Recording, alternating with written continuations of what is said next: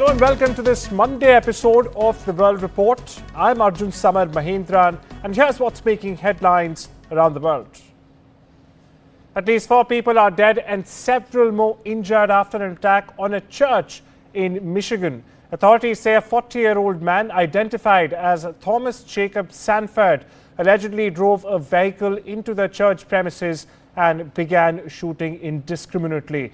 Police believe that the suspect started a fire later that then consumed the church, trapping others inside before being extinguished eventually.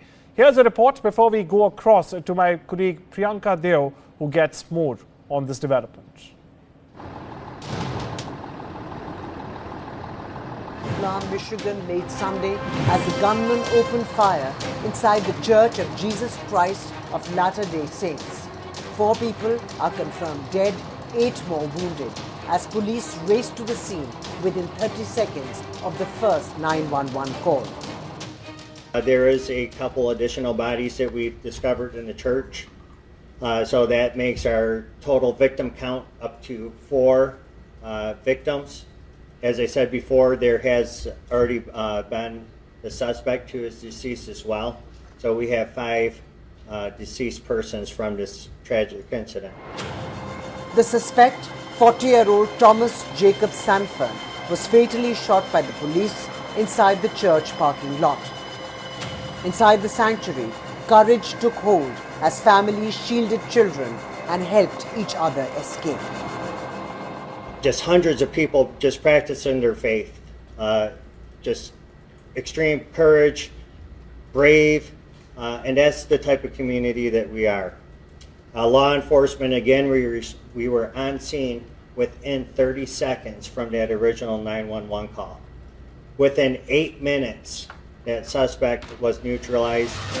Recovery crews searched the debris for unaccounted victims as the fire left the church a total loss. We've searched multiple churches this evening for bomb threat protocol. Yes. Is that based on actual threats? Yes.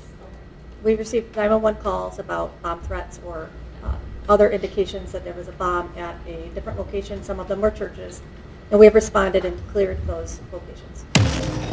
Tonight, Grand Blanc mourns its loss, but stands united in resilience. Bureau Report, NDTV World. In Grand Blanc Township, Michigan, a 40-year-old, his name is Thomas Sanford.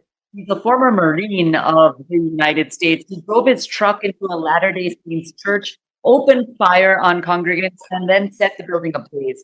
Police fatally shot him at the scene.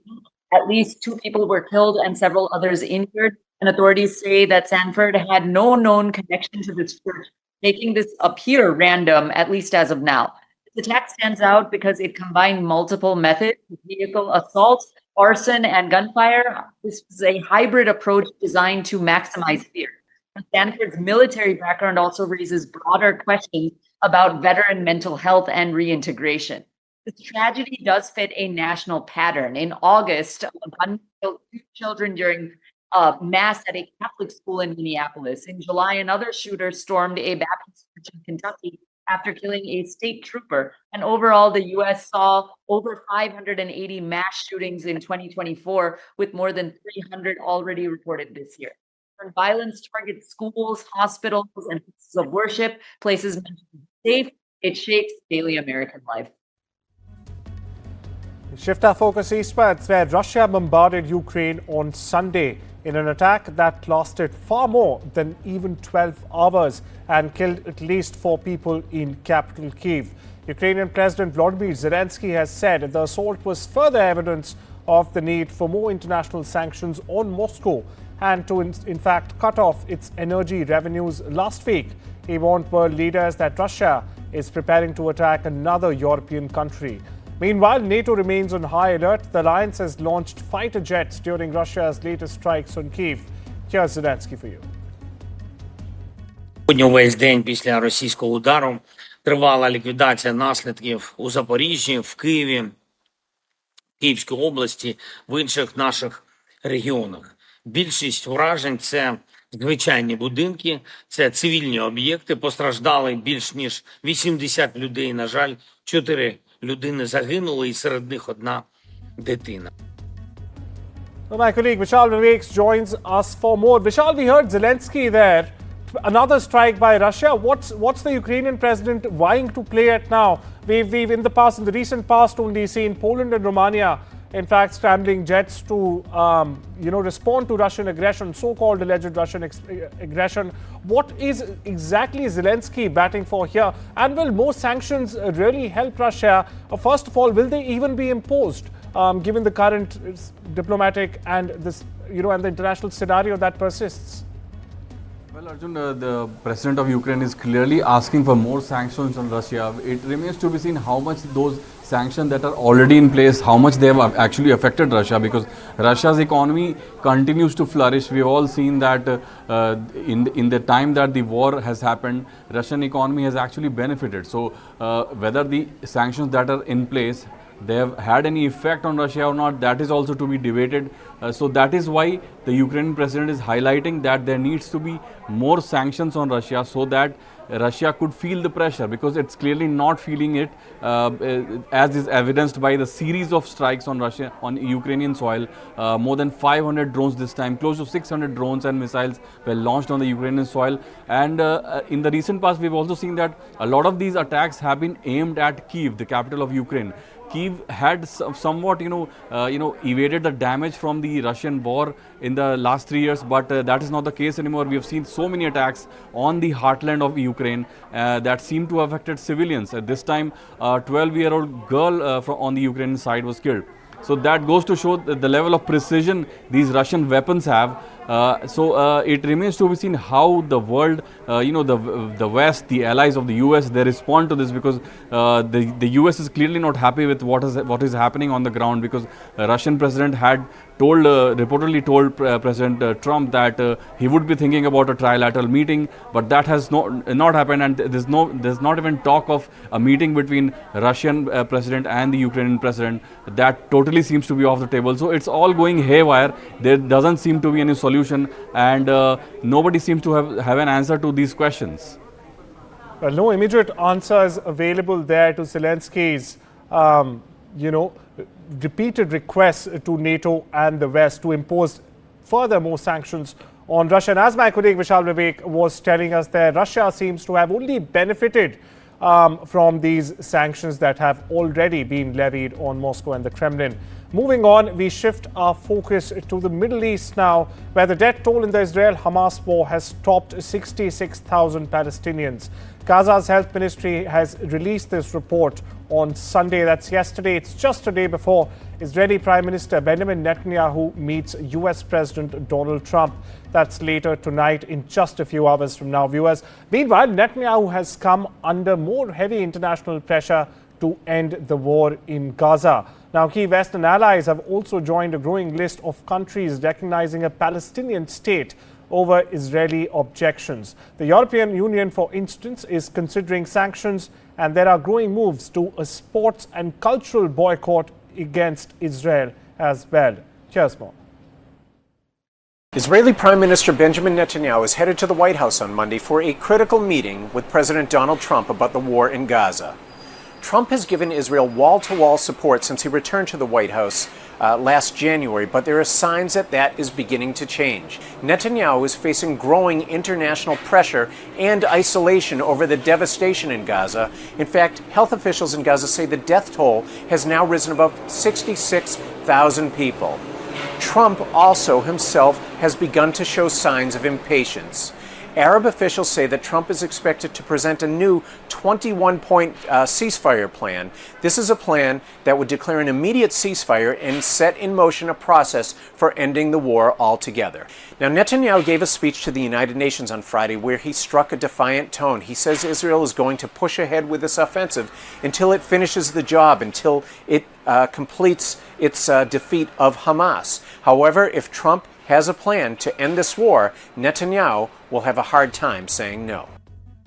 Over in Washington, US President Donald Trump met Pakistan's Prime Minister Shehbaz Sharif and their Army Chief Asim Munir at the White House on Thursday. Now, this is where the Pakistani side presented rare earth minerals during talks.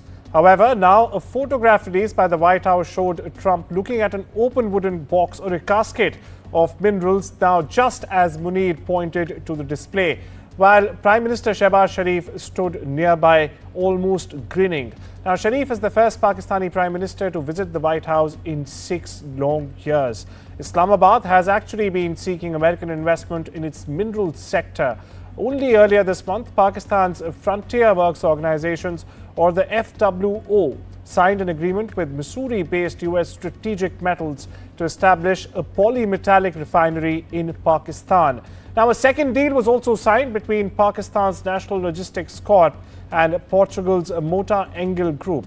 It's an engineering and construction company. The foreign ministers of North Korea and China met in Beijing on Sunday and agreed to deepen bilateral ties between Beijing and Pyongyang. Now, a video from Phoenix TV showed Chinese Foreign Minister Wang Yi greeting North Korean counterpart at a Diatu-like state guest house. Now, the meeting in Beijing came about 3 weeks after North Korean leader Kim Jong-un and Chinese President Xi Jinping held their first summit in more than 6 years and also pledged mutual support and enhanced cooperation. Now, Kim and Xi, interestingly, earlier attended a massive Beijing military parade marking the end of the World War II, or marking 75 years of the end of World War II, with other world leaders, including Russian President Vladimir Putin, also present. Over in New York, Mayor Eric Adams has announced Sunday that he's ending his campaign for re-election.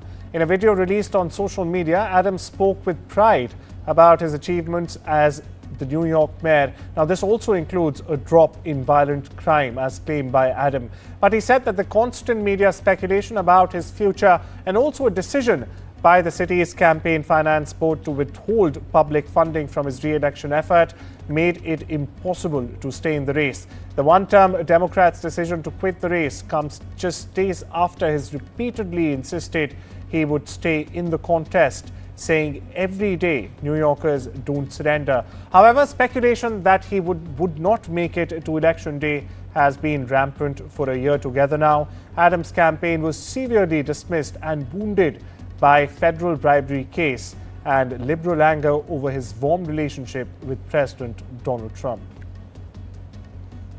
Now, in Southeast Asia, heavy rain and strong winds from Typhoon Bualoi, now weakened into a tropical storm, flooded roads, knocked off roofs and caused at least 9 deaths in central Vietnam before it weakened to a storm that moved Monday into Laos, state media reported. Now, the storm tore through communities, damaging houses, schools and power poles, sweeping away temporary bridges and also flooding roads and low water crossings across several provinces.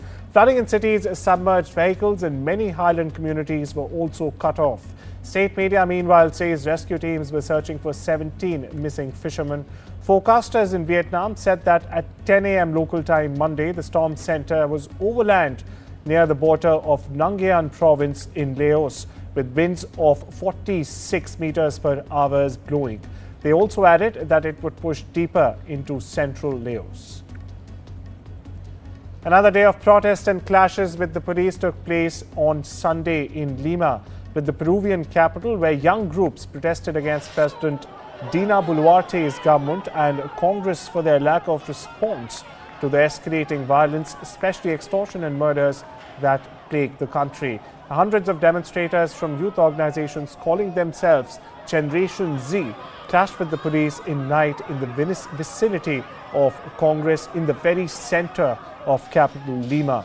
There they were repelled by uniformed officers. As you see on your screen, they were lined up with shields and helmets and also threw tear gas bombs until the protesters were forced to retreat to the nearby San Martin Square. Now, for the second consecutive night, the young people tried to remove the metal fences and barriers protecting Peru's Congress. Armed federal agents patrolled Chicago's downtown streets on Sunday, and President Donald Trump called up 200 National Guard troops for deployment in Oregon's Portland, a move strongly opposed by the governor that immediately prompted a lawsuit saying Trump overstepped his authority. Now, the latest examples of a creeping federal law enforcement and military presence in U.S. cities occurred as Memphis, in fact, prepares for the arrival of additional federal authorities. These include immigration and drug enforcement agents that Republican Tennessee Governor Bill Lee says he expects will happen this week itself. Meanwhile, Trump has said that he's ordered the 60-day deployment of Oregon National Security Guard troops to deal with quote-unquote violent protests that in fact threaten the security of immigration detention facilities and other federal property. On a lighter note, Prime Minister Narendra Modi has penned the foreword for the Indian edition of the Italian Prime Minister Giorgia Meloni's autobiography, I Am Georgia, My Roots, My Principles, which is in fact set to be released soon. Now, Modi described her book as her Mann Ki Baat, a nod to his own radio broadcast of the same name. According to reports, he also reflected on his 11 years of engagement with global leaders, noting that their journeys often reveal universal themes, which he often finds mirrored in Meloni's story. And with that, it's time we step into a short break. Much more lined up on the other side. Don't you go anywhere.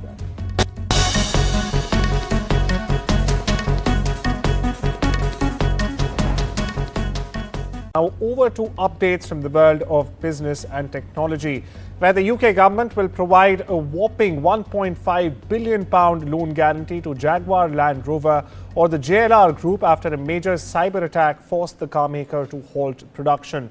Now, JLR shut down its UK factories on the 31st of August, with operations expected to remain suspended until the 1st of October. Now, this has left suppliers facing uncertainty. Now that this loan which the government is giving out is backed through the Export Development Guarantees or the EDG is intended to in fact strengthen JLR's cash reserves and also ensure payments to its supply chain during this disruption.